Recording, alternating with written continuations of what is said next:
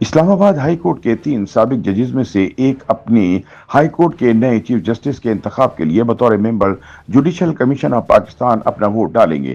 Judicial commission of Pakistan 11 April کو اپنے اجلاس میں سابق ججز کے ناموں کو حتمی شکل دے گا، جو اپنی متعلقہ ہائی کورٹس کے چیف جسٹس کے انتخاب میں ووٹ ڈالنے کے لیے جوڈیشل کمیشن کے رکن بنیں گے۔ اسلام آباد high court, Sindh high court, Peshawar high court اور بلوچستان ہائی کورٹ کے نئے چیف جسٹسز کی تقرری کے لیے نامزدگیوں پر 11 اپریل 2025 کو جوڈیشل کمیشن آف پاکستان کے اجلاس میں غور کیا جائے گا۔ صوبائی ہائی کورٹس کے چیف جسٹس کے انتخاب کے لیے کئی آپشنز ہیں، لیکن اسلام آباد ہائی کورٹ کے لیے یہ اختیارات صرف 3 سابق ججز تک محدود ہیں۔ ان میں سابق chief justice Muhammad Anwar Khan کاسی، retired justice Shaukat Aziz Siddiqui اور ریٹائرڈ جسٹس نور الحق قریشی شامل ہیں۔ نور الحق قریشی نے ریٹائرمنٹ کے بعد باضابطہ طور پر پی ٹی آئی میں شمولیت اختیار کر لی تھی، جبکہ سپریم جوڈیشل کونسل میں متعدد ریفرنسز کا سامنا کرنے والے سابق چیف جسٹس قاضی فائز عیسیٰ گھر پر وقت گزار رہے ہیں۔ تیسرے جج جسٹس شوکت عزیز صدیقی کو سپریم کورٹ نے نااہلی ریفرنس میں بری کر کے بحال کر دیا تھا، لیکن اس دوران ان کی ریٹائرمنٹ ہو چکی ہے۔ انہیں سابق چیف جسٹس میاں ثاقب نثار نے جنرل فیض حمید پر عدالتی فیصلوں میں مداخلت کا الزام لگانے کے الزام پر ان کے عہدے سے فارغ کر دیا تھا، لیکن جسٹس قاضی فائز عیسیٰ نے اس فیصلے کو ریورس کر دیا تھا۔ دلچسپ بات یہ ہے کہ عدالتی معاملات میں ایجنسیوں کی مداخلت کے خلاف خط لکھنے والے ججز نے 2018 میں جسٹس شوکت عزیز صدیقی کا ساتھ دینے کی بجائے ان کے مخالفین کا ساتھ دیا تھا، خصوصاً جب انہوں نے عدلیہ میں لیفٹیننٹ جنرل فیض حمید کی مداخلت کی نشاندہی کی تھی۔ ذرائع کا کہنا ہے کہ اسلام آباد ہائی کورٹ کے چیف جسٹس کے انتخاب کے لیے جوڈیشل کمیشن آف پاکستان کا رکن بننے کے لیے 2 فیورٹ امیدوار جسٹس انور خان کاسی اور جسٹس شوکت عزیز صدیقی ہیں، کیونکہ جسٹس انوار الحق قریشی باقاعدہ تحریک انصاف میں شمولیت اختیار کر چکے تھے۔ تاہم جسٹس انوار کو جوڈیشل کمیشن آف پاکستان میں بطور ممبر موجود پی ٹی آئی کے رکن قومی اسمبلی کا ووٹ ملنے کی توقع ہے۔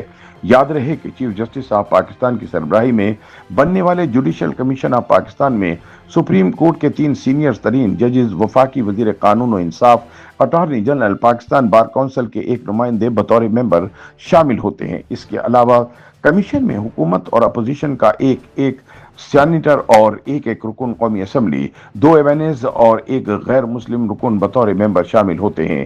آئین کے آرٹیکل 175 کی شق 5 کے مطابق ہائی کورٹ کے جج کی تقرری کے لیے جی سی پی کی تشکیل میں ہائی کورٹ کے چیف جسٹس، آئینی بیچ کا سربراہ، صوبائی وزیر قانون اور ہائی کورٹ میں کم از کم 15 سال پریکٹس کرنے والا وکیل شامل ہوتا ہے، جسے متعلقہ بار کونسل 2 سال کی مدت کے لیے نامزد کرتی ہے۔ اگر کسی ہائی کورٹ کے آئینی بینچوں کا سربراہ اس کورٹ کا چیف جسٹس ہے تو سینیارٹی میں اگلا جج جے سی پی کا رکن بن جائے گا۔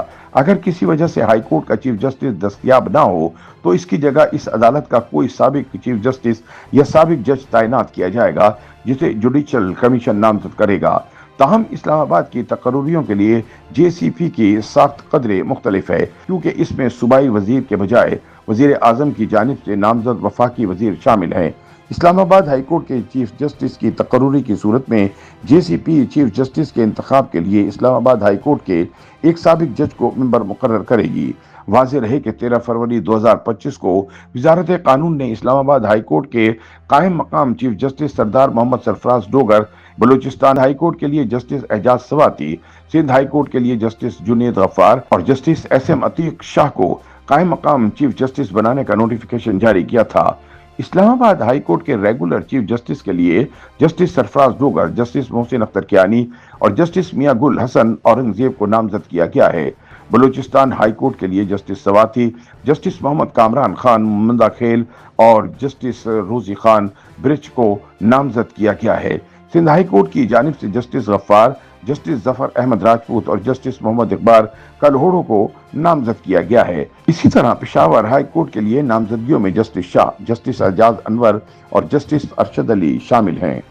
YouTube پر گوگلی نیوز دیکھنے کے لیے youtube.com کی سرچ بار میں googly news T V type کریں۔ گوگلی نیوز کے پیج پر سرخ رنگ کے سبسکرپشن والے بٹن پر کلک کرنا نہ بھولیے۔ YouTube پیج پر اپلوڈ ہونے والی ویڈیوز سے باخبر رہنے کے لیے بیل آئیکن پر کلک کیجیے۔ آپ کو ہر نئی ویڈیو کے بارے میں نوٹیفیکیشن موصول ہو جائے گا۔